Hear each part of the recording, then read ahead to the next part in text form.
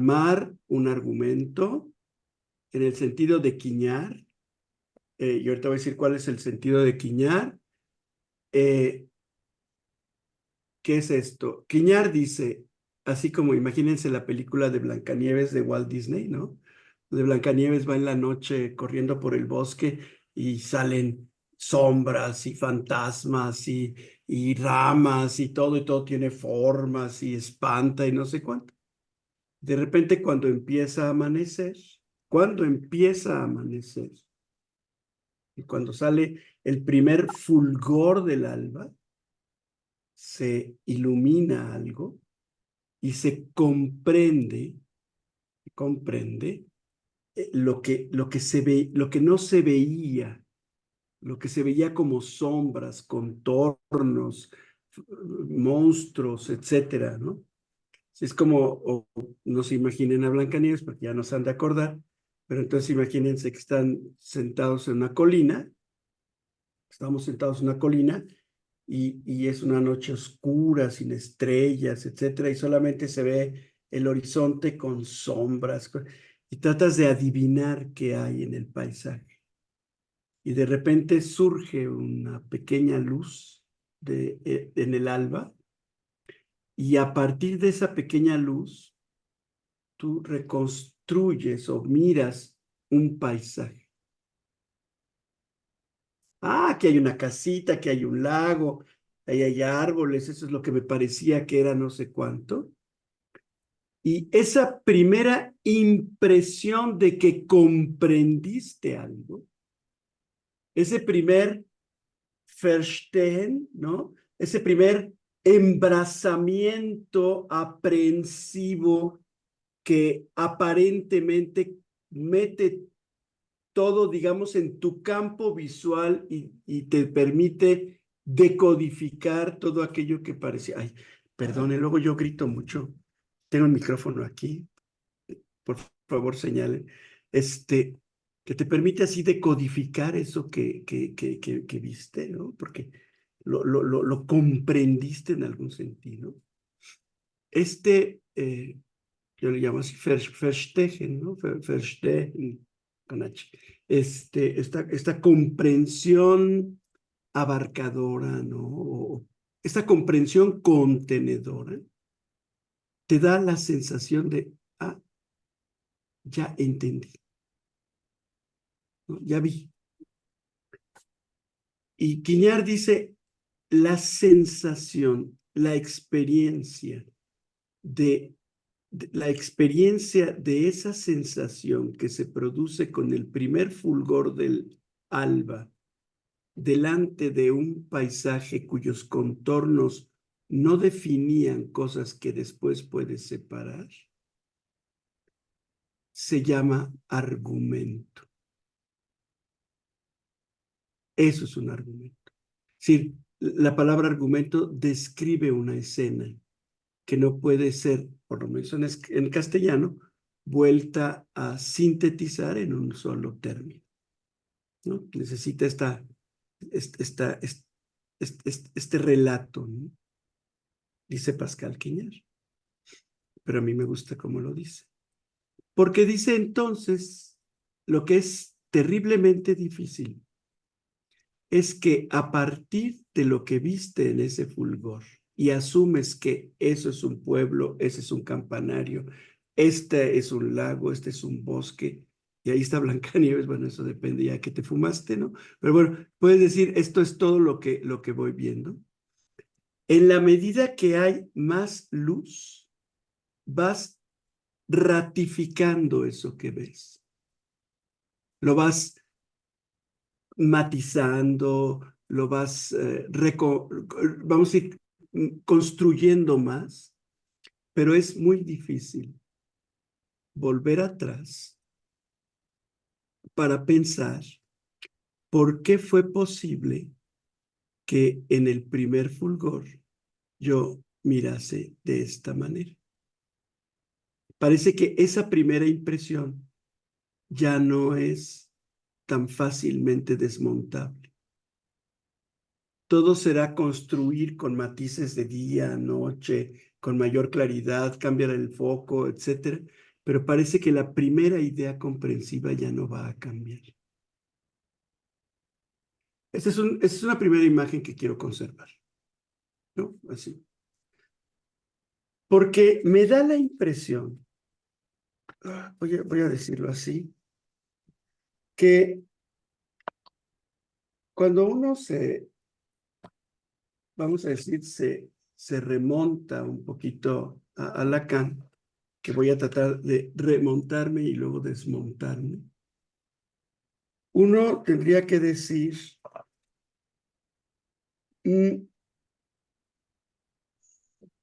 que la pregunta por el fantasma-fantasía, para traducirlo de esta manera, y ahora me voy a referir siempre así, fantasma-fantasía o fantasma-fantasía en castellano, ¿no?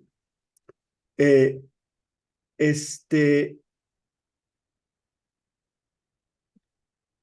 parece que lo que está, vamos a decir, como en juego, sería como un intento de explicar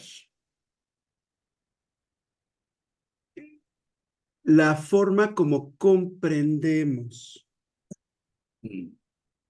Esa es la primera idea, ¿no?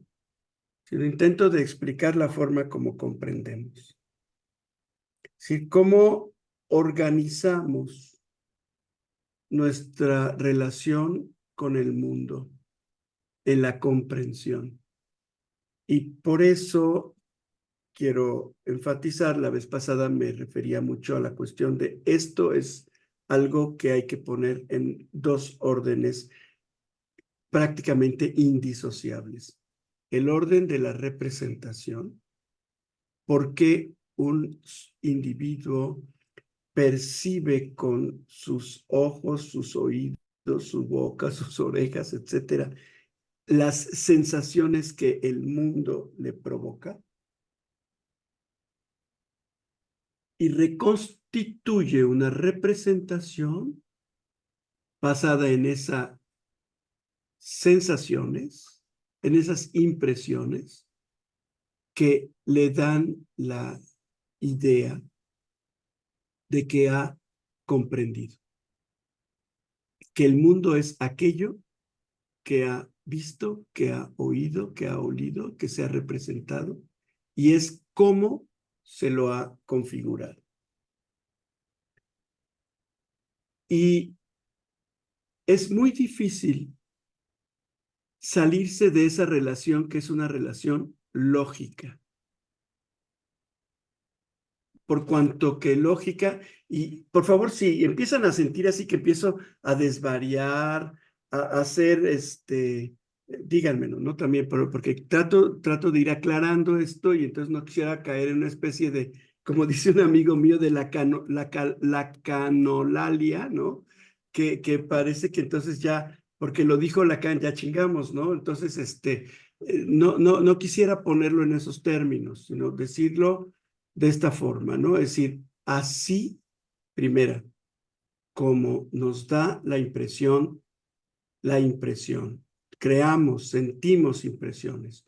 Y por otro lado, aquello de lo que percibimos las impresiones, empezamos a representárnoslo como organizado, entonces asumimos que lo representado, es decir, el mundo o cualquier otra cosa, está compuesto fundamentalmente por aquello y es aquello que nosotros nos representamos. Así es el mundo, así son las cosas.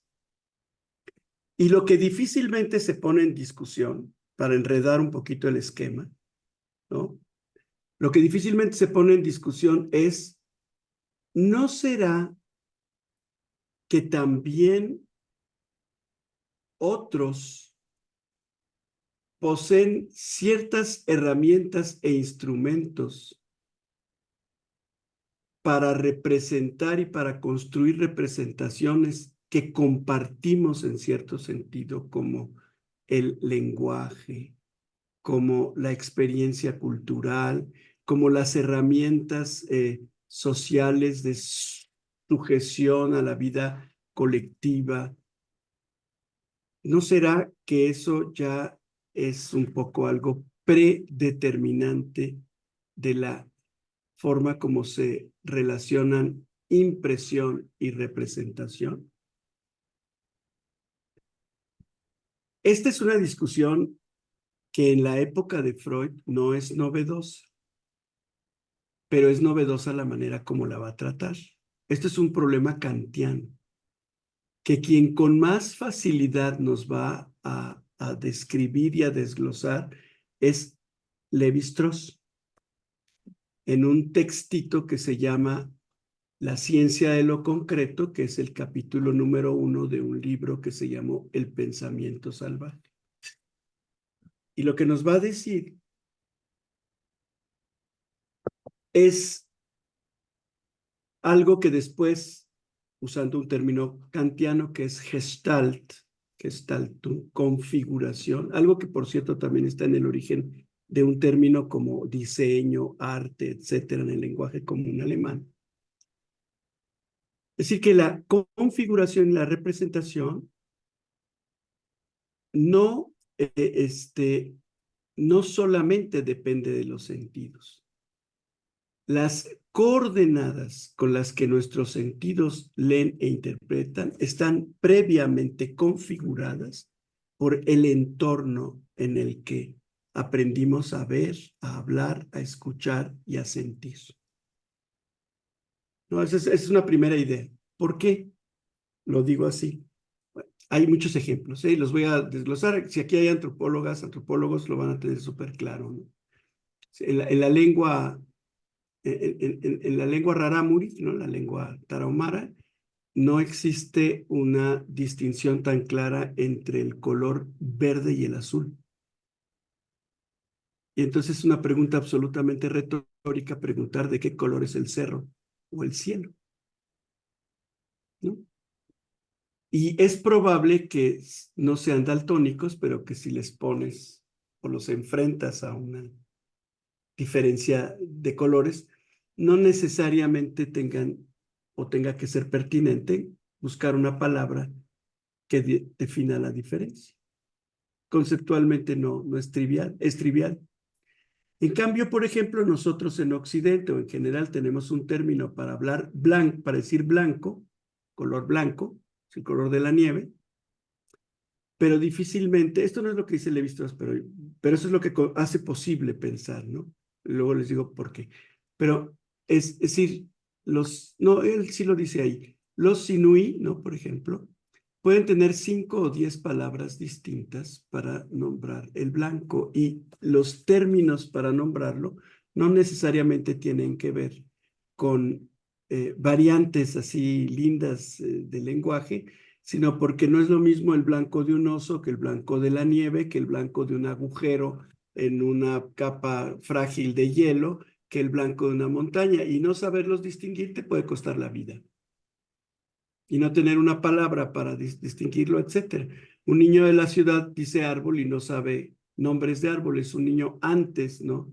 De ciertos lugares tiene que conocer específicamente una clasificación de nombres específicos para individuos específicos de plantas, porque de eso depende su subsistencia y su mundo. Aprendió a ver.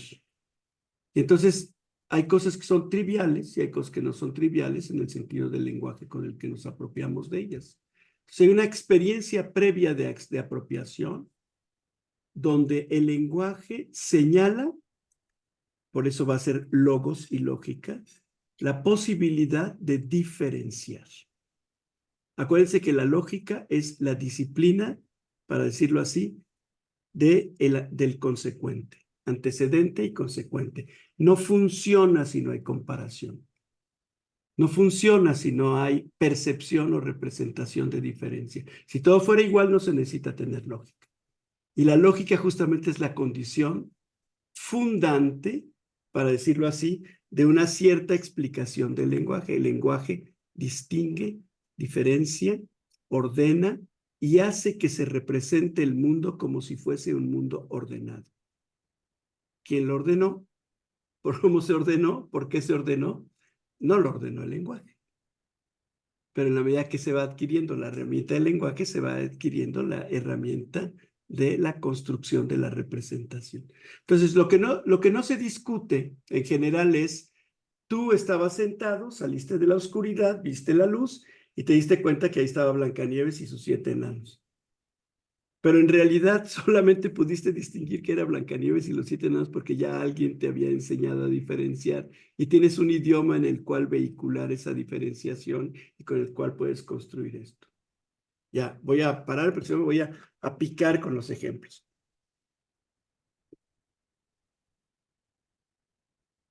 En este intento de comprender, y entiéndase bien comprender como esto que les digo, esta palabra así literal, comprensión, abarcamiento en un contenedor, ¿no?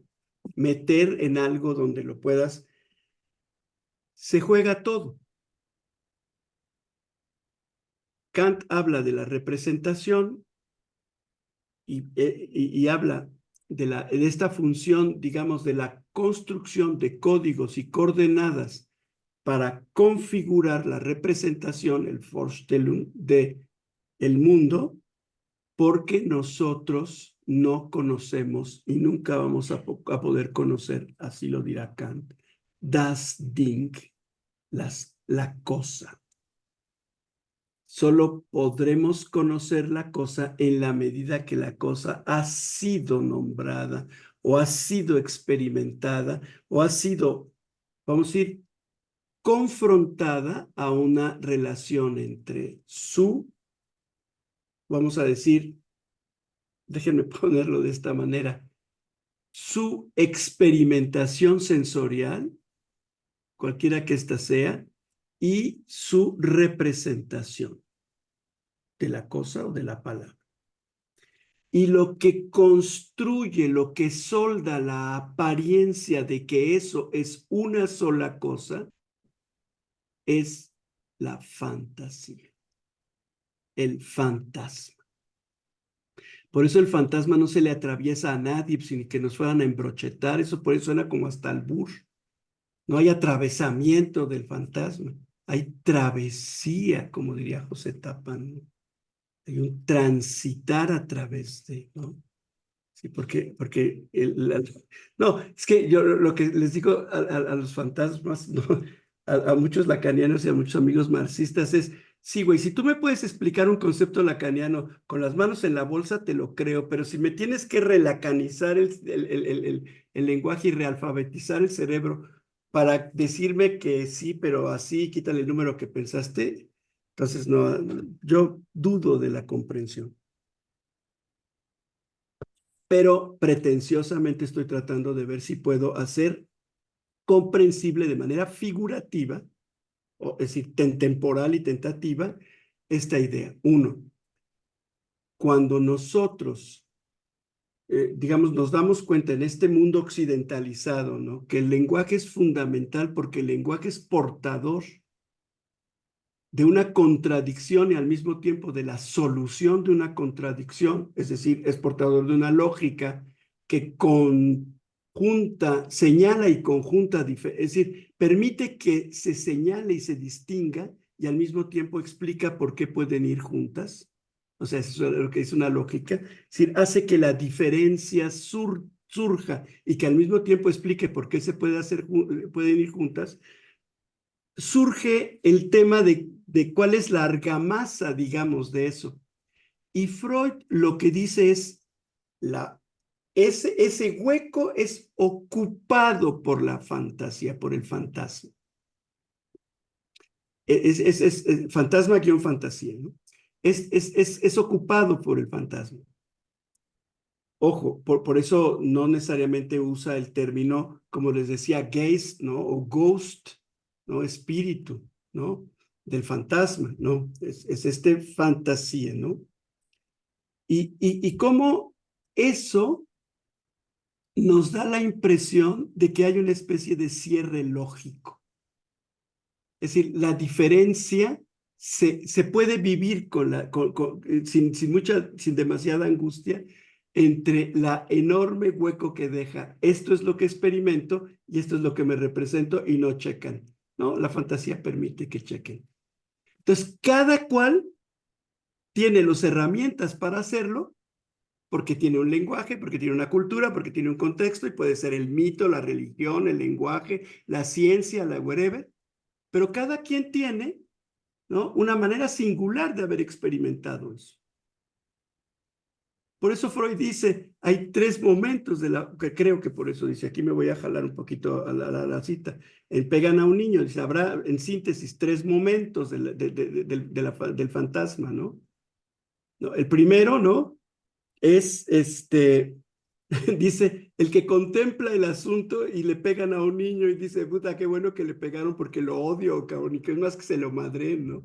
Es decir, ese es uno, ¿no? El primero que contempla el fantasma.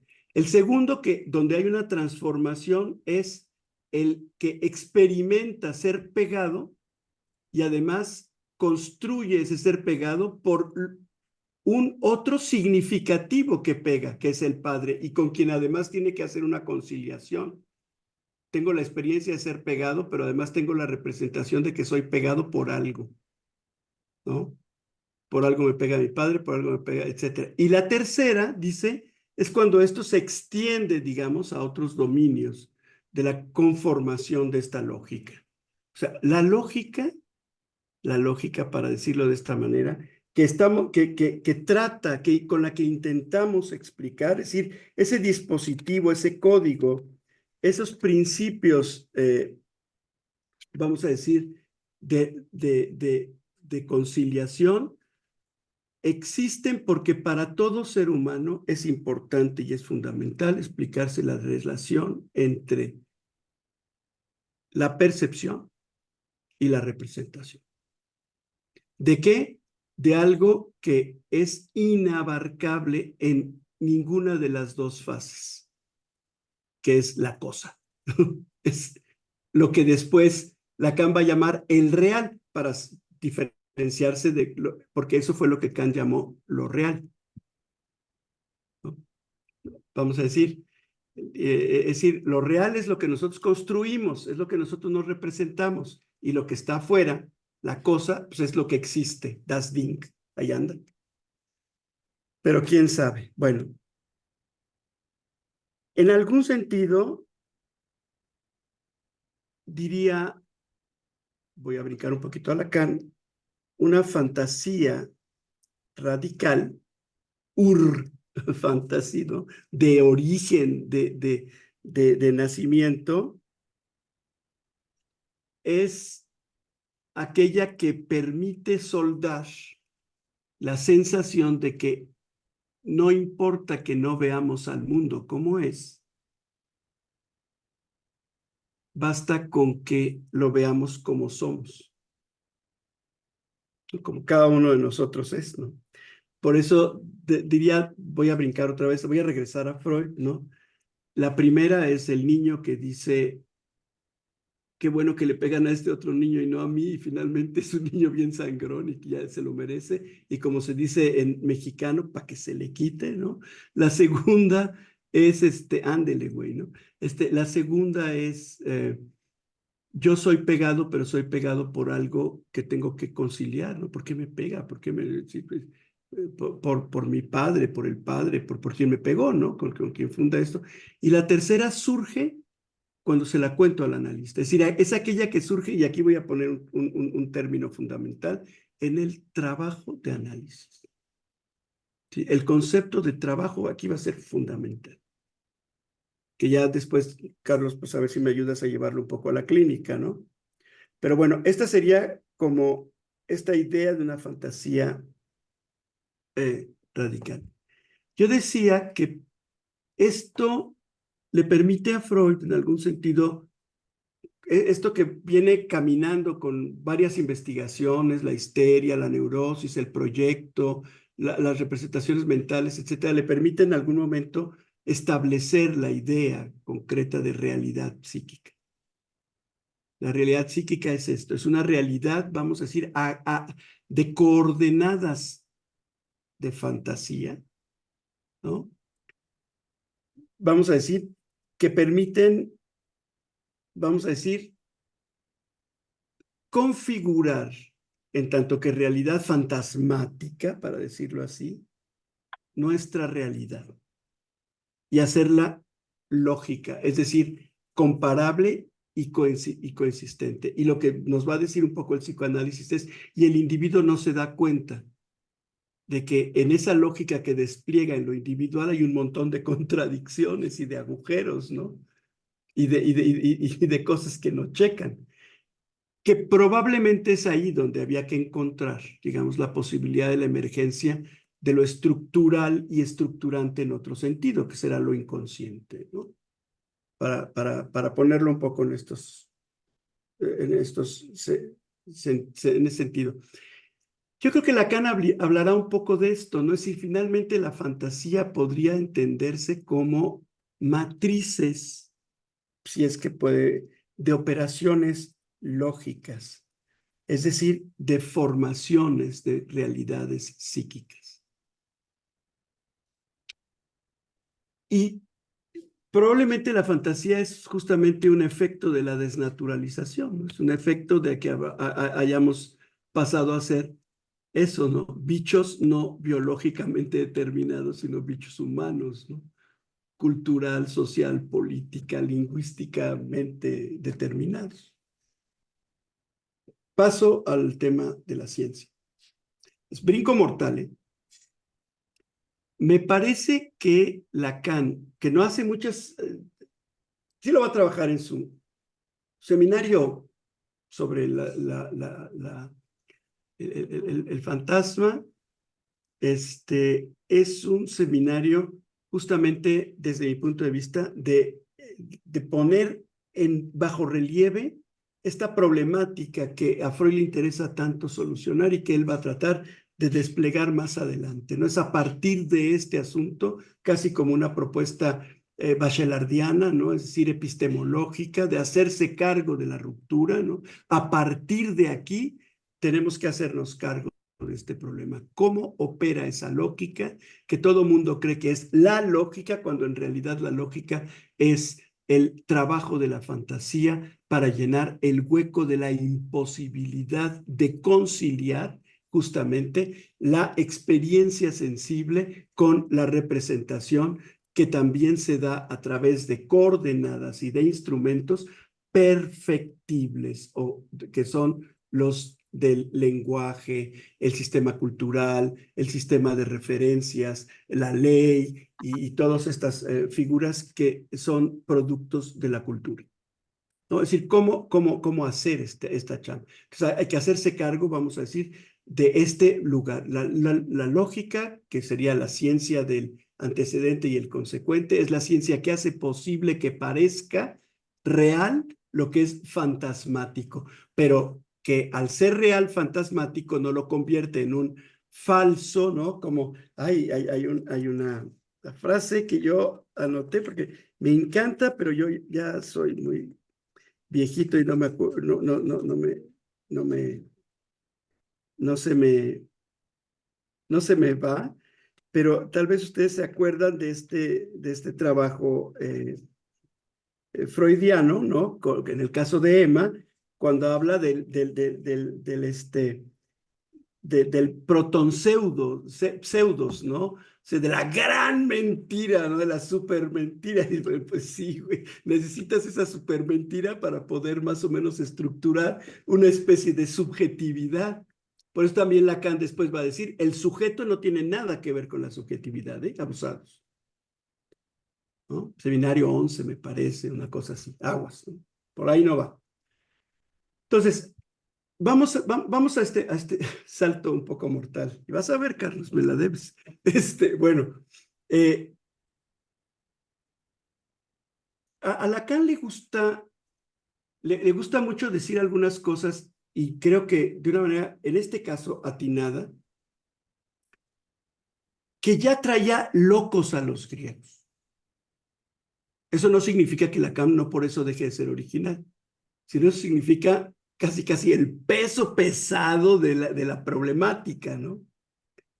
A ver, Tú no puedes darle coherencia a la colección de Ding que está ahí afuera aventada en el mundo, ¿no? Los animales sí, porque no tienen problemas con el lenguaje. Un macaco pega de gritos, piensa peligro y todo el mundo se sube a los árboles a la chica. O sea, no tiene qué necesidad de, oye, güey, ¿qué pasó? Explícamelo. No, no, no, no, ni más. No. Es inmediato. Esos cuates viven en el Dastín. Por eso decía el otro que el inconsciente andaba afuera. ¿No? Aquí no hay duda, ¿no? Me repite, por favor, no, no, no, no, no. Los seres humanos sí. Entonces, lo que hacen los seres humanos es como el velo de Maya, y yo creo que de ahí viene la figura, ¿no? Nosotros a Maya le llamamos, ahora al velo de Maya, tejido, ¿qué es el velo de Maya? Es un negligé, si ustedes tienen un poquito de imaginación. O sea, es un entramado que al mismo tiempo que deja ver lo que parece que transparenta, al mismo tiempo oculta algo, ¿no? Es una metonimia, ¿no?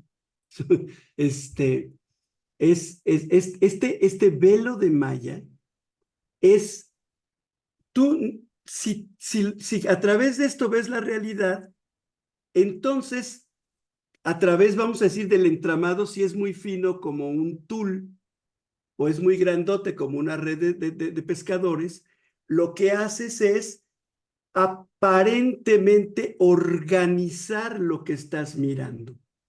Es como una retícula, un cuadro de Excel, ¿no? Pero transparente, ¿no? Al que lo pones ahí y dices, ah, sí, ahí está un árbol y acá es arriba y acá es abajo y aquí está mi casita y aquí está no sé cuál. Si tú pones un velo de malla y entonces parece que puedes distinguir, profundizar, tener perspectiva, organizar, viendo a través, te quitas el velo y a lo mejor todo parece un todo confuso. Esa es un poco la idea del velo de Maya. O sea, es aplicar una cuadrícula, una grille, dicen los franceses, ¿no? Un grille d'analyse, ¿no? Es decir, que es un montón de coordenadas, ¿no? Que tú le pones, si tú ves la Tierra desde afuera, no dices, ay, ahí está, aquí acaba Inglaterra y aquí empieza Francia, bueno, aquí está el mar, aquí no sé cuánto. Pero si tú haces un mapa, ¿no? Y pintas fronteras, entonces tú pones un velo de malla sobre las cosas. Y luego piensas que las cosas están en sí mismas divididas y distinguibles entre sí, les puedes aplicar una lógica, ¿no?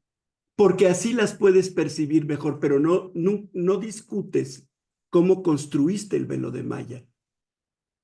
¿Cuál es su profundidad? ¿Cuál es su transparencia? ¿Cuál es su opacidad? ¿Cuáles son, digamos, las aperturas o las cerrazones de su entramado? Si puedo ser claro con eso. Ese velo de malla, los griegos le llamaban ratio. Mi mamá me mandaba a la papelería. Bueno, no, a la papelería no, perdón, ¿cómo se llama?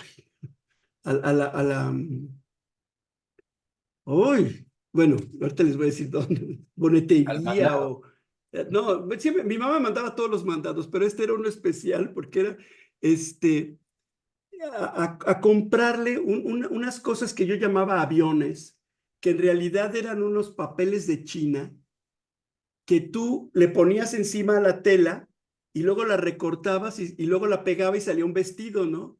Se llaman patrones. En realidad la tela no está cortada para que sea un vestido, es un pedazo de tela. Pero este patrón, ¿no? que le ponía a mi mamá a la tela, ¿no? Era así como la parisina, pero todavía no existía, ¿no? Este, este patrón que le ponía a mi mamá a la tela, este, daba la impresión de que la tela ya contenía en sí mismas las notas esenciales del vestido, de la blusa o de los pantalones que iban a surgir de ahí.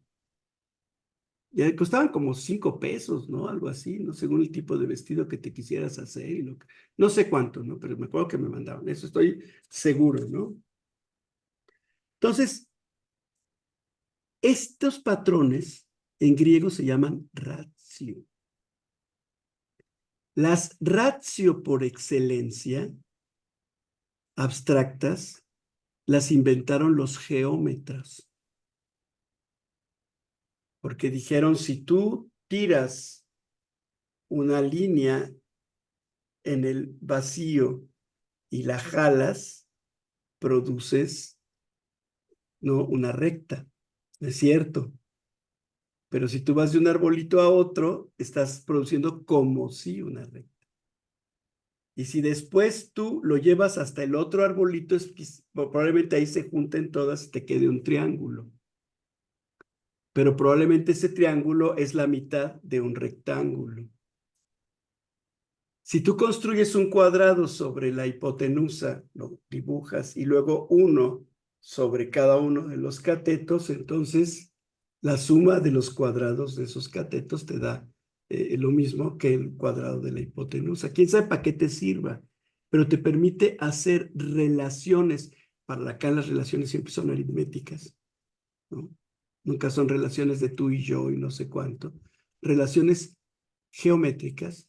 ¿Por qué? Porque lo que importa es la ratio que le aplicas a las cosas, pero las cosas aparecen como si gracias a la ratio que les sobrepones. Algo así como todo es según el cristal con que lo miras. Lo que ¿Qué hace la ciencia sino racionalizar el mundo como el velo de Maya o como la ratio geométrica cuando produce, vamos a decir, una fantasía o algo del orden de lo fantasmático que permite imaginar, ¿no?, imaginar, construir imágenes de lo que per se no tendría por qué estar decantado o delimitado o configurado. Lo útil o probablemente lo desafiante en el campo psicoanalítico es que justamente aquello que emerge en la palabra del que se pone en el lugar del paciente y aquello que escucha el analista no puede ser la lógica, sino la ilógica, ¿no? Es decir, la manera como está operando la fantasía para hacer aparecer que todo está encadenado, que todo está configurado, que todo está organizado. Yo lo que digo es que esa sería un poco la relación. Por eso no es que la ciencia sirva o no sirva, sino que la ciencia es la ratio o es el velo que estandariza un modo de organizar la lógica y que hace que todo mundo crea que ve lo que ve en la medida que todo mundo acepta que este es el velo a través del cual ver. Pero que si le rascas un poco en el sentido de las etapas de construcción de la fantasía, te vas a dar cuenta que una cosa es lo que ve y otra cosa es la que te cuenta, y allí sale boom, ¿no? Es decir, vamos a decir, la fragilidad o la fortaleza de la malla en la construcción de una subjetividad. Bueno, esto que digo también es hipotético, pero es que Lacan dice en algún momento en los escritos esta idea, dice, el sujeto con el que tenemos que ver en el psicoanálisis no es otro que el sujeto de la ciencia, pero solo es el sujeto de la ciencia, no por cuanto que sea el individuo científico, sino por cuanto que es la fantasía en la que está construida y sostenida, sujetada la ciencia. ¿Cuál es la hipótesis? El chance y en una de esas. Y tal vez por esto, pero nunca cesa, vamos a decir, para ponerlo así, de concluir la explicación y por lo tanto nunca deja de no inscribirse, ¿no? Nunca deja, para decirlo claramente, de no poder abarcar todo. Por ahí me quedo tantito. Ahí me planto. el objeto del psicoanálisis es confrontarse con lo imposible. Mira qué interesante, pero es también, es colocar lo imposible como punto de partida, porque es decir, al principio se pensaba un poco esto, ¿no? El objeto A, cómo se iba, es decir, se pensaba que el fantasma solamente tenía que ver con la configuración de lo imaginario, del imaginario, ¿no? La fantasía solamente tiene que ver con la manera cómo se configura la representación. Pero más adelante, pues te digo que tarda mucho. ¿Cómo se llama este seminario, no? Se llama justamente la lógica, por eso a lo mejor tercamente yo insistía en este, digamos, poner énfasis en es la lógica del fantasma, ¿no? Esto va a salir hasta el 66, ¿no? O sea, hasta justamente en ese año Foucault defendía o publicaba su tesis doctoral, ¿no? La historia de la locura. Eh, este, la lógica del fantasma. A ver, sí, organizando un poco esto, ¿no? Sí, claro que es muy tentador volver a este objeto A, nada más que hay que ver que aquí el objeto A empieza a centrarse en esta, a tomar, pues sí, digamos, coordenada conceptual en esta idea. Es efectivamente algo imposible de determinar, pero es, dice, el objeto causa del deseo. Pero Lacan ha tenido mucho cuidado en distinguir causa como acción precipitante de un efecto, sino causa como una fuerza, casi como el concepto weberiano de acción social, es decir, de una u otra manera representada o inteligible para una cierta conciencia.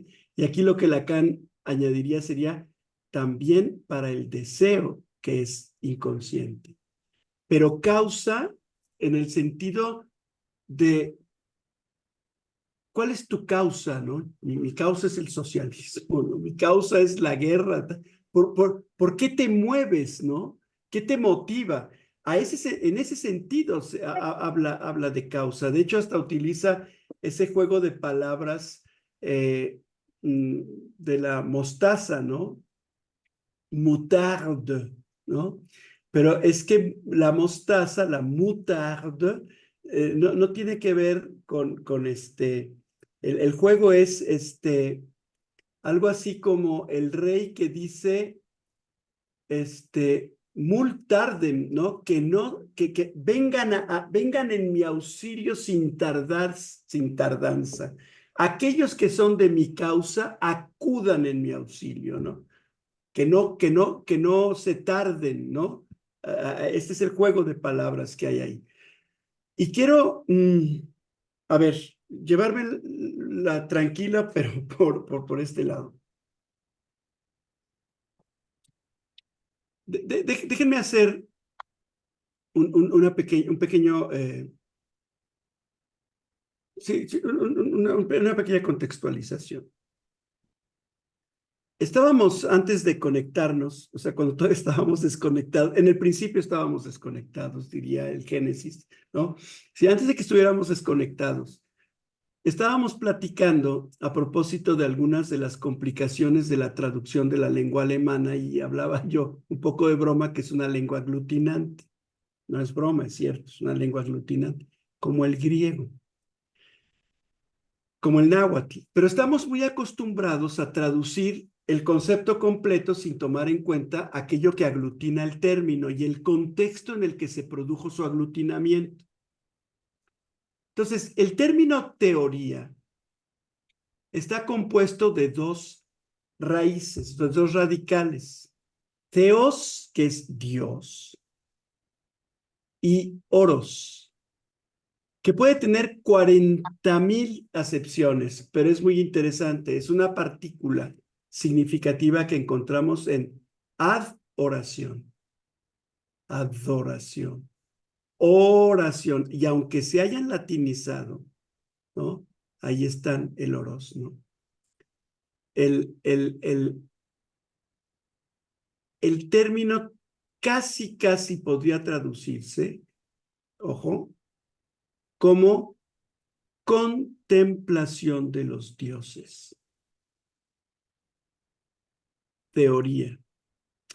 Y entonces habría que pensar a qué metáfora da lugar en la clasificación del conocimiento que nos arrojan o que nos otorgan o nos regalan los griegos en sus clasificaciones. Teoría, praxis, teoría, praxis, pragmasis, frónesis, poiesis, etcétera. Es decir, las diferentes conceptos para hablar de el modo de conocer, que después Aristóteles dice, no, hay que organizarlos, ¿no? Es todo aquello de lo que está compuesto, según Platón, episteme, ¿no? Sí, lo que da alrededor de los tomos, de lo cortado, ¿no? Entonces, teoría también entra ahí. ¿A qué se refiere el término? Porque esto es está jalado de los pelos, digamos, de una praxis social pública que es vincular, como lo dices tú, Carlos. El teórico, el que va a ser no solamente theos, oros, ago, ¿no? El que camina para dar testimonio o para dar testimonio de la experiencia de los dioses, de la contemplación de los dioses, es uno o varios sujetos, en términos de individuos, personas, etcétera, que configuran un grupo que cumple una función social, la de la representación. Ahí les va. Patmos va a celebrar, Patmos es invitada a Atenas para la fiesta de Palas Atenea.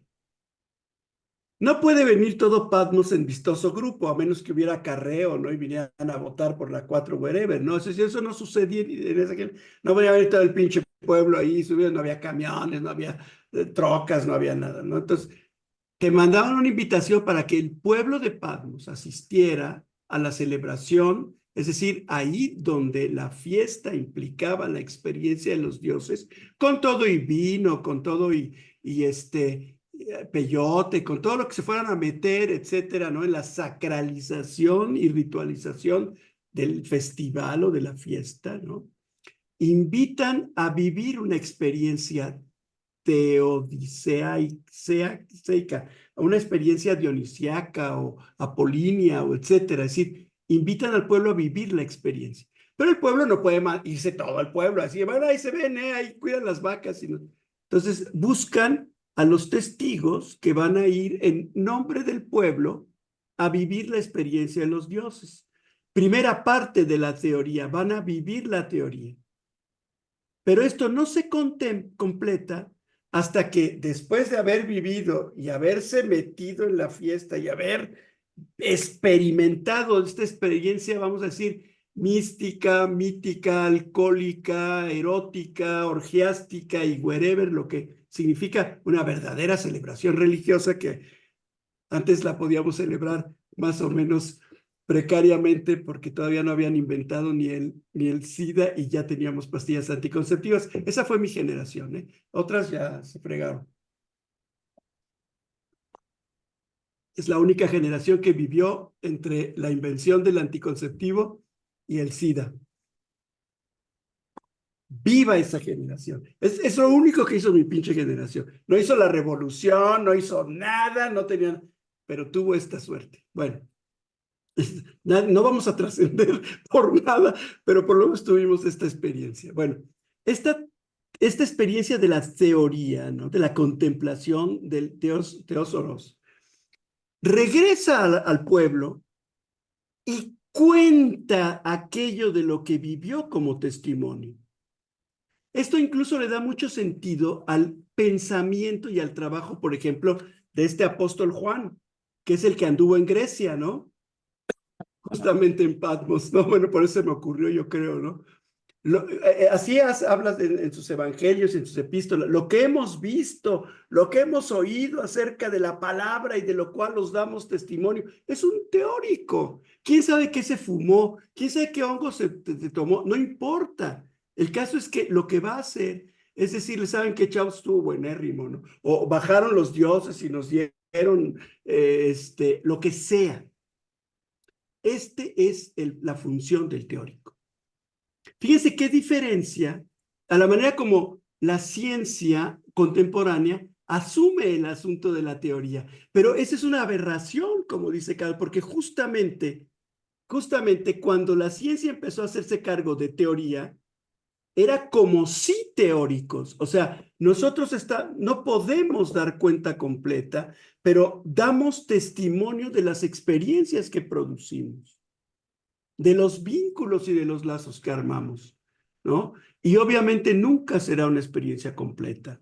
Es un proceso de comunicación, de vinculación, y por eso siempre será un proceso de ensayo y error. Y eso, aquí lo digo, no lo vayan a repetir, pero es de las pocas cosas que le he comprendido como buenas. Bueno, hay cosas que sí le he comprendido, tengo que ser justo, a Popper, cuando dice el quehacer de la ciencia es contrastación de teorías, falsación de teorías, no verificación de teorías, no es comprobación de teorías, es la contrastación constantemente en discusión. Claro, Popper después me cayó gordo porque no entendió a Freud, pero bueno, ese es otro boleto, ¿no? Ese es un boleto así completamente amoroso mío, ¿no? Eso es completamente subjetivo.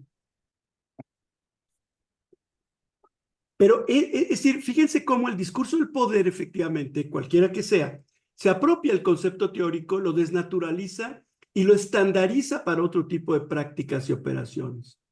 Freud habla mucho de hacer cosas teoréticas, de teorizar, porque teorizar es la fase comunicativa de la experiencia y por lo tanto es el uso crítico de la experiencia, siempre crítico y siempre en comunicación. Si el psicoanálisis pudiese en la transmisión ser algo, es ser, vamos a decir, crítico y por lo tanto teórico, solo teórico, pero en ese sentido, es decir, transmite la experiencia que se ha vivido y que es imposible de completar. ¿Por qué? Porque es singular, porque se da en el consultorio, porque se da en el diván, porque es irrepetible.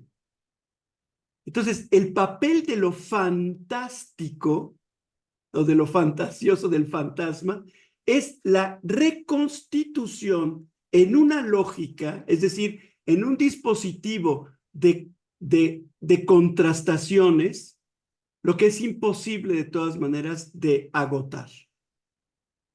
Por eso la travesía del fantasma no es el de atravesamiento del fantasma, etcétera, pero sí es efectivamente dar cuenta de aquello que surgió en un modo en el que no hubiese podido haber surgido de otra manera, ¿no? Que es el trabajo analítico.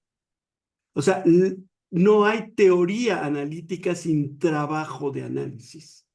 No hay, no es posible, ¿no? O sea, alguien que diga que es teórico así del psicoanálisis, ahí sí yo estoy de acuerdo en hablar de delirio, ¿no? O sea, cuando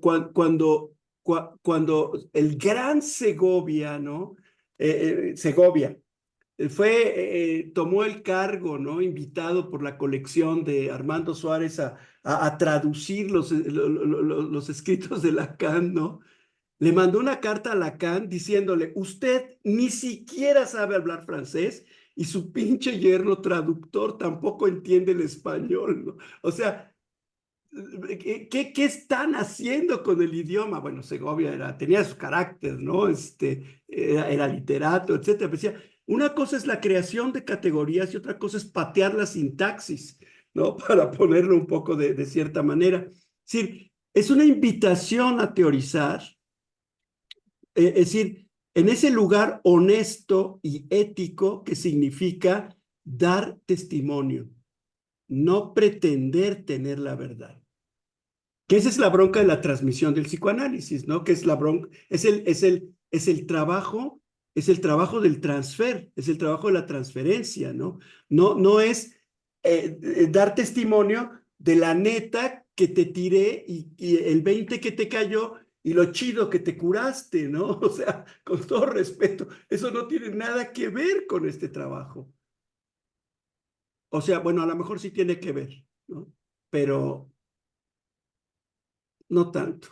Bueno, no sé, yo sé que no estoy contestando un poco completamente a lo que Carlos propone, pero estoy tratando de construir contigo esta idea, es decir, la teoría, la teoría que leen, digamos, estos fundadores o precursores del trabajo analítico, no tiene ningún otro sitio de experimentación y de experimento como experiencia, experience, lo que sale del ser y lo rodea, ¿no? No tiene que la clínica. Por eso Lacan habla a los analistas en un seminario de transmisión y formación de analistas. No es teórico. Y la lectura teórica de Lacan no tiene sentido si no es en el sentido de la comunicación de su experiencia, que no es total, es la suya. Lo que pasa es que es súper generosa porque pues, se mete en un montón ¿cómo dices?, de berenjenales, ¿no? Para tratar de crear una cierta forma de transmisión. La gran bronca es cómo lo estamos traduciendo, ¿no? Cómo lo estamos transmitiendo. Que lo mismo nos pasa con Freud. Él lo que dice es, yo no soy lacaniano. Yo estoy tratando de traer a Freud, ¿no? A una traducción actual, ¿no? A partir de mi clínica. Y entonces así los más intelectuales, bueno, vamos a ver la ruptura de Lacan. Yo creo que le valía madres, ¿no? Eso solo le importa a los teóricos que no van a la fiesta, ¿no? Que a los teóricos castos, ¿no? Que no se meten en la fiesta hasta el fondo. El analista sí sufre, ¿no? En el proceso. Bueno, a ver, segunda pausa. Yo ya no intervengo, yo ya no intervengo, ya, a ver. Pero ¿quién nos desmodera aquí? ¿Olga o...? No, Yo doy. quiero preguntar, a ver si puedes abundar en esta, no atravesamiento del fantasma, pero sí travesía del fantasma. Bueno, primero, para ser honestos, ese es un término que le aprendí a un compañero mío de la universidad que después se ha vuelto un psicoanalista polémico y trabajador, que es José Tapan. Y que, pues, es mi cuate, y pues, uno no escoge a sus cuates, se los da la vida, ¿no? Tampoco. ¿Mm? Pero a José se le ocurrió este término como para también demarcar o deslindarse de una idea que parecía practicar lo que en algún sentido critica Carlos, si es que lo entendí bien en la intervención anterior, que es a ver, vuelvo otra vez a lo mejor a tratar de ponerlo así. A ver, el fantasma siempre para fines de este seminario, y ahora sí que lo que pasó en este seminario se quedó en este seminario, como en Las Vegas, ¿no? No vayan luego a balconear. Para fines de este seminario vamos a decir fantasma guión fantasía o fantasía guión fantasma. ¿Por qué? Porque estamos tratando de utilizar los términos en el sentido efectivamente no de imaginación e imaginario, solo como lo trabaja la filosofía, sino en el sentido justamente de darle cabida en una teoría que reconoce, digamos, la necesidad de un concepto tal que inconsciente para hacerse cargo, digamos, de esto como parte vital de la estructura de la humanización, de lo que humaniza, ¿no? de lo que hace que se devenga humano en lo humano. Acuérdense lo que dice Lacan en el discurso, creo que es en el Roma, ¿no? Y al final de cuentas no vengan con rollos, ¿no? No hay más que una ciencia, ¿no? Que se llama la la biología neuro, no sé cuánto, ¿no? Pero voy a ponerle una pequeña añadidura, humana. O sea, no es la neurología ni la psicología, no es la neurobiología de las ciencias neurobiológicas. Sí, pero no son los de la mosca, ni la del perro, ni todo, es la humana. Y la neurobiología humana está, vamos a decir, reconstituida por el proceso de humanización que significa la represión que configura, vamos a decir, la entrada o que permite la entrada a la cultura. La represión, efectivamente, como decía Carlos, ¿no? Haciendo alusión a esta otra traducción, como que es un matiz interesante, que es Verdrängung, ¿no? Esta desplazamiento. De hecho, en francés se dice refoulement, ¿no? Sí, desplazamiento. ¿Por qué? Porque en la represión no importa solamente el concepto del apachurramiento, que es como nosotros lo vemos, sino es el apachurramiento y lo que se escurre y lo que embarras después de haber apachurrado, ¿no? Es decir, lo que cuenta es todo lo que queda, es lo residual y lo concreto. Es decir, si tú reprimes, pues entonces lo que queda o se hace pedazos, o se embarra, o se sale, o se va para otro lado. Es decir, es lo que reprime, lo reprimido y su transformación y su deformación, pues ahora sí que por el tamaño del impacto, ¿no? Del fregadazo. Entonces, y eso es lo que te permite, vamos, lo primero diría Nietzsche, ¿no? Que se trafica, pues es el instinto, ¿no? Tú querías comer a todas horas, Nel, güey, así te vamos a dar tu fórmula cada 24 horas o no sé. Tú querías, no, te vamos a poner pañales. O sea, aquí te traumas primero para que te puedas convertir en ser humano, ¿no? Primero te disciplinas a como sea, como dé lugar. Entonces, este proceso, ¿no? Vamos a ponerlo así, ya nos va a, vamos a decir, ya nos va a determinar en algún sentido a saber o a intuir o a estar configurados por algo que es absolutamente impresionante, que es lo que nos dice nuestro instinto para experimentar el mundo no funciona. Es como cuando enloqueces a tu perro y dices que lo amaestraste, ¿no? Que en realidad le madreaste completamente el instinto al pobre idiota y lo dejaste psicótico para que pueda vivir en tu casa, ¿no? Si no puede hacer popó en donde quiera, no puede marcar el territorio donde le da la gana, no puede no sé cuál, está loco. Y un día sale una pinche bicicleta y sale corriendo detrás de ella como imbécil porque creyó que era una vaca, porque su instinto se salió. Es lo poco que le queda de inconsciente a tu perro. Bueno, lo que haces con los animales es lo que hacemos con los humanos. Traficamos el instinto. Para empezar, ese es el desplazamiento, la réplica, obviamente mucho más complejo. Entonces, ¿cómo concilias esa sensación de inhabitabilidad del mundo? O sea, lo primero que nosotros hacemos con los bebés humanos es hacerles ver que el mundo es inhabitable.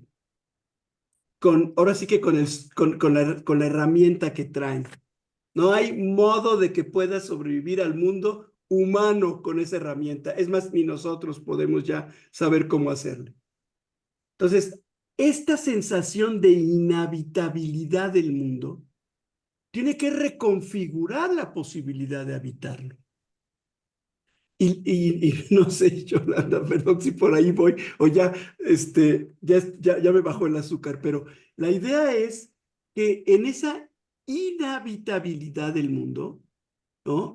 Sí, que es una experiencia casi prepsíquica, si lo quieres ver así, lo que va a darse es la posibilidad de ir construyendo una malla, ¿no? Una retícula de recontactos entre esa experiencia profunda de un cuerpo que ya no funciona como le decía su instinto que tenía que funcionar, y un mundo de representaciones que le va a dar disciplina para poderse entender, y conducta, y todo ese tipo de cosas. Y esta incoherencia, que es existencial, que no puedes sacártela, te la vamos a obturar, ¿no? Con el fantasma. O sea, te la vamos a obturar con esta función fantasiosa, esta función, vamos a decir que es imaginaria, simbólica, ¿no? Completa, que va a estar en el centro, eso dirá Lacan en su último seminario, en el centro de la conducción de tu deseo. Es decir, un objeto que no puede ser definido, pero es el conatus fundamental, es la fuerza de la existencia, es la fuerza de la vida. Es el objeto que causa tu deseo, es la vida. No puede ser, vamos a decir, metida en un bote, definida en un término, etcétera, pero es una vida que está en constante desplazamiento y condensación, en constante metáfora y metonimia, en constante configuración de una representación lógica, es decir, de diferencias y comparaciones. Entonces, no es que lo atravieses a la hora que encuentras las incoherencias, pues ahí está el fantasma obturando, operando, sino lo que haces es permitir que la travesía por el fantasma permita también que el individuo asuma el dolor y el mal que le produce realmente, la ansiedad, la angustia, el vacío de la inhabitabilidad consigo mismo, vamos a decir, de la incoherencia o de la incoherencia que produce la insuficiencia de la fantasía. Ahí donde la fantasía está cerrada, no pasa nada. Tu modelo religioso, diría Bateson, ¿no? Tu modelo alcohólico, tu modelo delirante, tu modelo adicto, tu modelo, pues ya estás disciplinado, ya estás completa, ya, todo es, vamos a decir, la relación entre fantasía y realidad no tiene problema. Decía Bateson, la única manera de curar al alcohólico es cambiarle un discurso delirante por otro discurso delirante más socialmente aceptado, es decir, el discurso del alcohol por el discurso religioso. Sí, estoy exagerando un poco, pero quiero decir, este es un poco lo que yo entiendo por la travesía, ¿no? Por el Ok. atravesamiento de una travesía. Circulas por transitas por esto. No se da, bueno, quiero decir que es simplemente para no quedarse con la manera como nosotros, quizá en español entendemos tan radicalmente atravesar, ¿no? Es decir, que es atrabancar, es desmembrar, como te dicen algunos clínicos lacanianos, tienes que provocar un agujero en lo real, ¿no? Pero sí, pero no es sadismo. O sea, nosotros no somos médicos, nosotros no somos sádicos, o no deberíamos ser sádicos. O sea, nosotros no entramos ahí sí, nosotros le damos oportunidad al sujeto de que se castigue solito. A ver, no, perdón, Yolanda, no sé si voy por ahí. Oye, como diría Carlos, nosotros no cortamos, quemamos ni seccionamos, ¿no? Los cuerpos. No. Yo quería preguntarte, ¿cómo ves si el fantasma es una manera, según entiendo con todo lo que has dicho, de amortiguar el peso de lo real, ¿no? Es decir, esa malla que te permite tolerar, ¿no? La dificultad de la vida. ¿Qué pasará con los que tienen, dicen algunos autores, fallas en el fantasma? Solamente hay este discurso alcohólico, este discurso adicto como para tolerarlo, o puede haber otro tipo de maneras de tolerar lo real, el peso de lo real, el peso de esta disciplina, ¿no? Social que nos ponen a sufrir desde el principio. A mí me cuesta trabajo, claro, la verdad es que no estoy muy familiarizado con este concepto porque cuando Lacan habla de falla, esa es la palabra que utiliza, ¿no? Falla, se refiere a lo que nosotros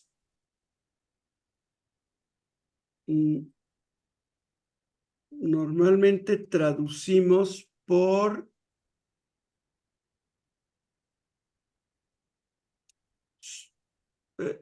pues sí es como un surco, ¿no? Pues como las fallas tectónicas, ¿no? Las fallas en la tierra, ¿no? Es decir, es un crevasse, ¿no? Una ruptura, una falla, nada más, ¿no? La falla de San Andrés, piensa en eso, ¿no? Esa es una falla. Y Lacan lo que dice, y lo dice textualmente, lo que pasa es que no me acuerdo si es en un lugar del seminario 16 o lo dice justamente al principio de la traducción, bueno, no de la traducción, de la transcripción del seminario, me parece que 23, ¿cuál es pues el Santom, ¿no? Pero en francés, que hay toda una explicación primero de cómo llego a este término, etcétera, y luego no lo tenemos tanto en español. Dice algo así como, dice, lo primero que produce esto, me voy a referir a esto, a esta falla, fíjate bien cómo lo dice, a la sensación de nalgas apretadas, de fes serré, así lo dice Lacan, ¿no? Es decir, la falla en el fantasma no es que se haga más la apertura, sino la raya que queda después de apretar para que no se salga nada y para que no pase y para que no sé cuánto, ¿no? Ese es, ay, me dan ganas. Denme un segundo a ver si lo encuentro. Es que lo tengo en otra computadora. Y lo tengo abierto, pero me tuve que venir a esta por otras razones. Pero ahí les va. A ver si me lo encuentro en este. Es el 23.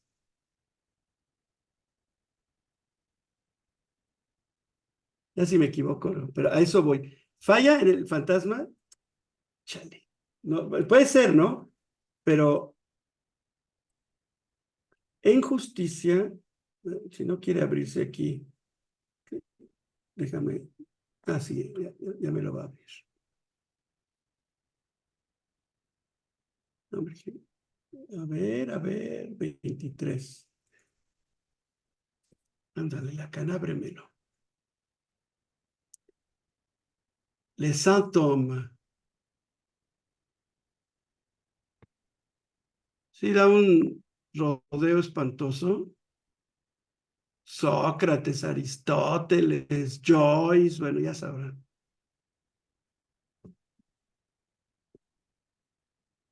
Habla de su ortografía, lo real. Aquí está.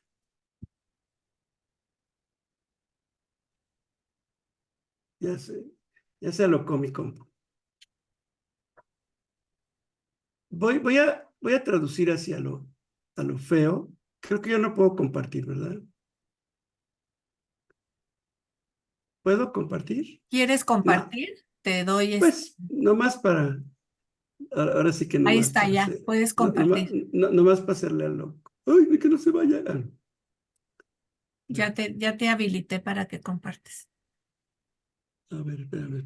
Nada más déjame bien encontrar esto, porque si no, no, es que creo que está en la página 9, pero si no, no lo voy a compartir, porque si no, nada más ando.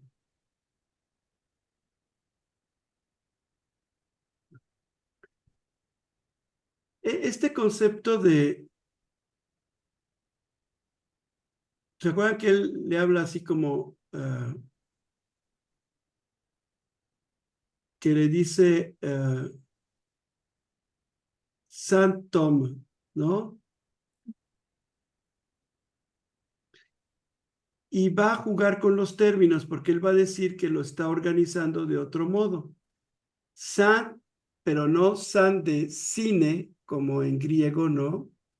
Sine vamos, como en latín, perdón, sin, falta de, etcétera, sino C-S-I-N como pecado en inglés. La falta, sin, ¿no? Eso es lo que va a tratar de decir. Y perdón porque aquí está. Uy, qué bueno que lo encontré. Ya me andaba yo quemando por andar, es que de memorioso. Aquí está. Les átomos.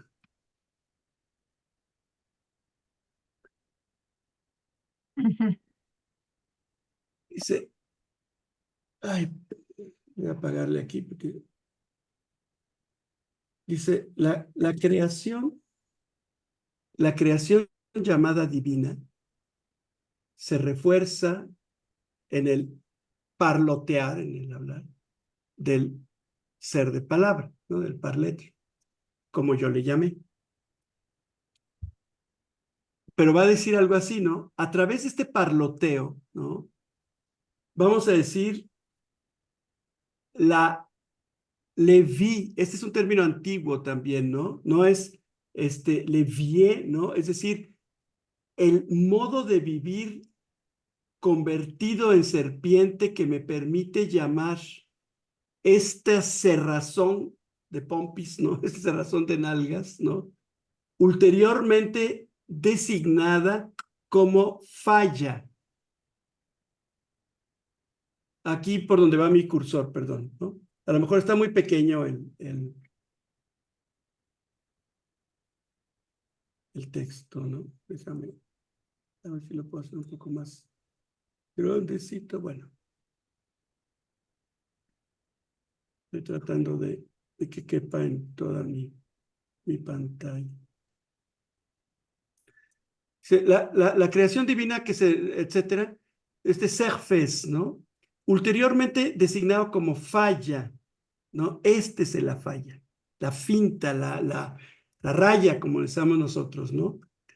Mejor el phallus, porque, y este es el juego, los juegos de palabras de Lacan son una locura, ¿no? Porque ahí hace falta, bien falta, un algo para hacer la falta, no como falta, perdón, no como agujero, sino como no hace falta, no hay que. Ese no hay que es la falta. Y tiene, vamos a decir, más que mi síntoma, la ventaja de comenzar por el sin S-I-N en inglés, que quiere decir el pecado, la primera falta. Esto es un poco lo que yo asocio con esta idea de falla, ¿no?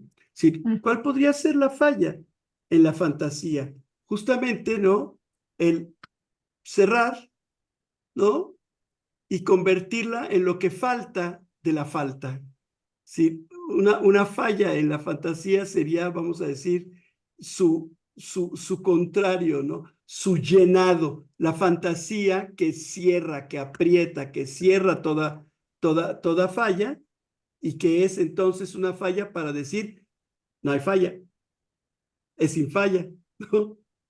Si es una falla en el fantasma, pues vamos a decir también es cierto que Lacan en algún momento va a hablar de este fantasma, perdón, de este fantasma,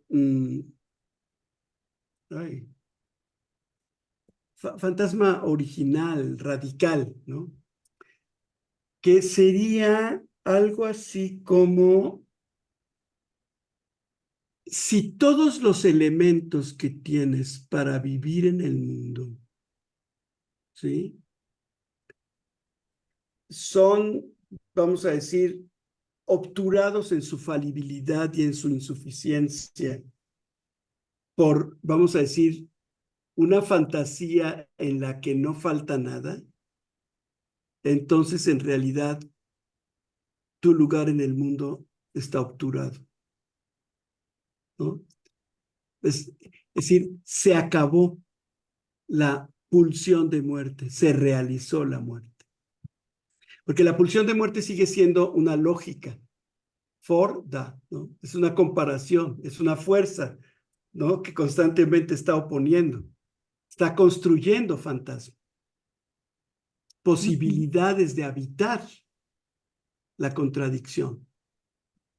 Pero pues, una falla en la fantasía pues, es la perversión, ¿no? Cerró las nalgas y ahí se quedó, ¿no? Perdón, me encantó la frase, pero ya te estoy jugando con eso. pero nada más, pero ¿tú qué piensas, de esto, Yolanda? ¿Qué te digo? Sí, bueno, me hace lógica porque justamente en la clínica vemos que cuando falla la posibilidad de pensar, ¿no? Hay pacientes, dicen desde la psicosomática, por ejemplo, Pierre Martí, donde dice, tienen un pensamiento muy fallo, muy operatorio, muy funcional, ¿no? Donde la asociación se dificulta muchísimo. ¿Sí? Y la fantasía también es con mucha dificultad. ¿Sí? Entonces lo pensaba desde ahí, ¿no? En cómo me hace lógica que cerrar las nalgas, es decir, cerrar, obturarte, tiene que ver con la imposibilidad de poder pensar, de poder asociar. Ya te cerraste, ¿no? Como ¿Ya? Es decir, para ti, vamos a decir, tu experiencia de la realidad, tu experiencia y ujú, tu representación se cerró. no necesitan fantasía, ya están perfectamente explicadas. Ya estás en el delirio, o ya estás en la megalomanía, o ya estás en el goce, ¿no? Ya, La enfermedad, ¿no? Finalmente estás ¿no? con tu discurso cerrado ¿Sí? y certero de que eso eres tú, ¿no? Porque en algunas ocasiones la enfermedad pasa a ser parte de lo que es el Sí. sujeto, no que tenga la enfermedad, sino que es esa enfermedad. Entonces ahí sí ya está todo cerrado, ¿no? Ahí no habría modo de atravesar el fantasma. Ujú. Uy, ni con forceps, ¿no? O sea, no, pues está muy canijo, ¿no? O ni con afloja todo, ¿cómo se llama ese No, con líquido? psicoanálisis sí, ¿no? Bueno, el psicoanálisis Es- tendría que ser el afloja todo de las pompis, sí, ¿no? sería la afloja todo en la Esa es psicoanálisis. otra buena definición, ¿no? Nuestro trabajo es estar haciendo así golpecitos y golpecitos Sí, hasta que eso se vaya aflojando, ¿no? Y sí, y perdón, cambie de ser un discurso delirante centrado en el cuerpo, centrado en la realidad o en donde ¿no? sea, cambie a un discurso que le permita al sujeto, como dice Freud, amar y trabajar por lo menos, ¿no? Sí, y además efectivamente salir un poco de esta lógica de trabajar en el diván, tratando de pensar como, como diría un chiste de un sketch, ¿no? De Lelutier, ¿no? ¿Qué haría Freud en mi lugar? ¿No? Sí. ¿Qué estaría haciendo Lacan si estuviera aquí en mi lugar? ¿No? ¿Qué dirían nuestros padres fundadores o nuestras madres fundadoras? Pues ahí sí, justamente, pues es otro tema, ¿no? El discurso del analista justamente está fuera del discurso del amo, ¿no? El discurso o del discurso académico. El discurso académico, sí, lo chido es decir qué hubiera hecho aquí Freud, ¿no? O qué Pero habría entonces, hecho. por lo que te entendí, tampoco haces una diferencia entre fantasía y fantasma. A ver, no por su traducción. Ajá, A fantasma, fíjate qué interesante, me encontré fantasma ghost, ajá. ¿no? ¿No? Poltergeist, ¿no? Es decir, Casper, ¿no? Como decía Carlos en la introducción de la vez Gasparín. pasada, ¿no? Gasparín, ¿no? Fantasma es, si tú quieres, parte de la fantasía. Ujú. Y aquí me estás provocando. Y conste que aquí ya me voy a ser parcialmente responsable. Una persona que yo, porque pertenece a este gremio imposible de psicoanalistas que fueron antes sociólogos, por lo tanto, este, Sí. como diría González Casanova, como diría, no, Cosío Villegas le dijo a González Casanova, lo mandé a Francia a estudiar la ciencia de la historia, no una espuria disciplina como la sociología, ¿no? Pero bueno, Ujú. estos que vienen de mi espuria genealogía, ¿no? Que es Ananselan Schustedberg, Ujú. ¿no?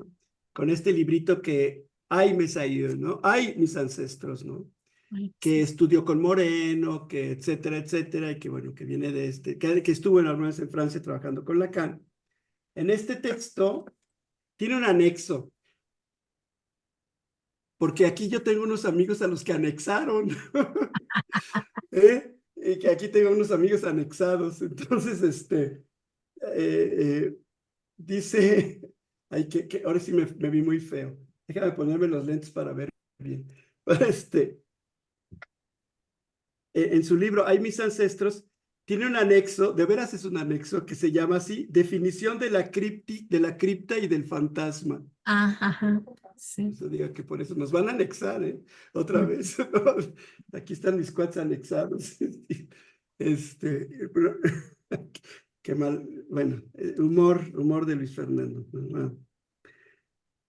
Es muy interesante porque esta chava trata de explicar que efectivamente tanto la cripta como el fantasma son dispositivos conceptuales, ¿no?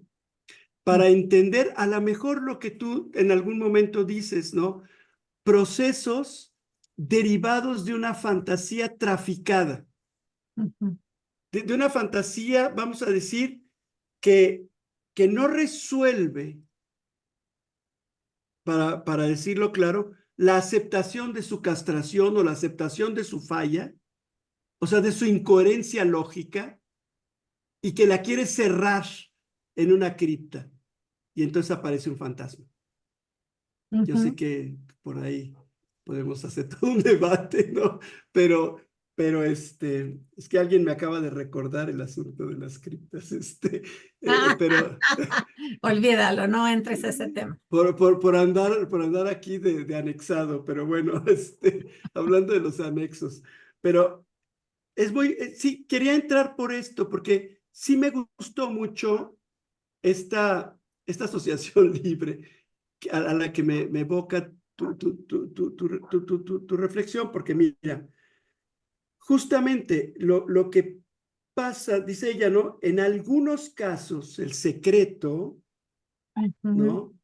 Pasa como si algo muerto en circunstancias dramáticas, vergonzosas o injustas, ojo, injustas, vuelvo a Lacan, ¿no?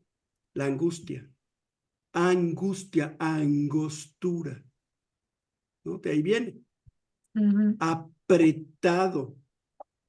Cuando algo aprieta es porque no ajusta y por lo tanto no es justo. Y lo primero que produce, ¿no? Junto con la angostura, es la cólera, el encabronamiento. No es justo, ¿no? No es digno, no es. Pero entonces, todo este asunto, digamos, en las circunstancias dramáticas, vergonzosas o injustas, no podría irse, no podría ser tramitado. Y entonces se quedaría, vamos a decir así, anclado en la familia, en el grupo, bajo la forma de un fantasma, pero un fantasma como es la pulsión de muerte, en la parte del da, no del for. No es el dejar ir, sino el jalar otra vez. Y aquí utiliza una palabra bien linda en francés, le revenant, que es un poco la figura pues del aparecido, Ujú. ¿no? Se queda como aparecido. Y yo sé quien me escucha que sabe muy bien a qué me refiero. Este es el aparecido, ¿no? Y así se queda, ¿no? Y entonces, escondido, mal enterrado, Ujú. esta es la cripta en el corazón de algunos de los descendientes. Y se exprime se expresa algunas veces como ventrilo y algunas veces bajo la forma de síntoma repetitivo que pasan del inconsciente de un familiar al de un niño, Ujú. ¿no? Esto a mí me parece muy bien porque los fantasmas, tal como es, son eso, no son fallas en la fantasía, ¿no?